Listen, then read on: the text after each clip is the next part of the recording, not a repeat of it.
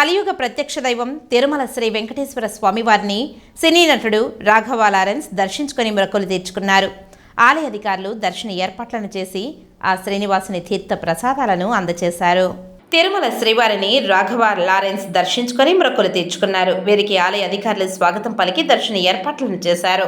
దర్శనానంతరం వీరికి రంగనాయకుల మండపంలో వేద పండితులు వేద ఆశీర్వచనం చేసి పట్టు వస్త్రంతో సత్కరించి స్వామివారి తీర్థ ప్రసాదాలను అందించారు.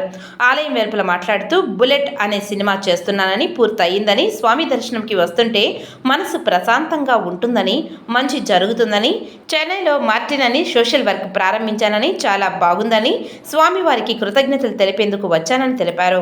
నా తమ్ముడు బుల్లెట్ ఫిల్మ్ యాక్ట్ చేస్తున్నారు. ఆ ఫిల్మ్ను నేను గెస్ట్ రోల్ చేస్తున్నాను.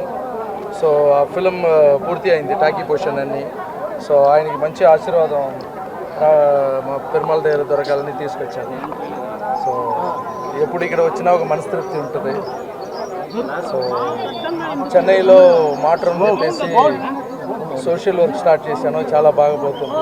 సో అన్నిటికీ சுவாமியே காரணம். தேங்க்ஸ் చెప్పేసి அவர் கட்சி ஆரம்பிச்சிருக்காரு. அவர் வந்து நினைச்சதெல்லாம் நடக்கணும்னு நான் பெருமாள் கிட்ட. சமூக பண்டிகை வச்சு ஒரு படம் பண்ண போறதா சொல்லி விஜயகாந்த் மைண்ட்ல வச்சா அதுக்கான எதுவும் ஆரம்பிச்சிருக்கீங்களா? இல்லை, அது டைரக்டர்ஸ், அந்த படத்துடைய டைரக்டர்ஸ்